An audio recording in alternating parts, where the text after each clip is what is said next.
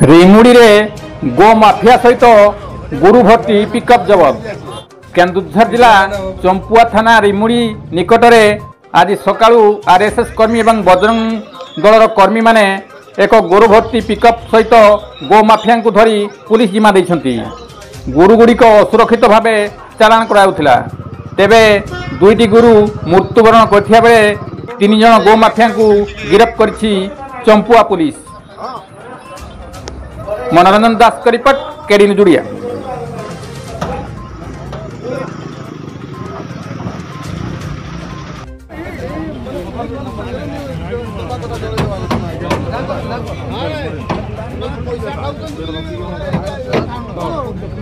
media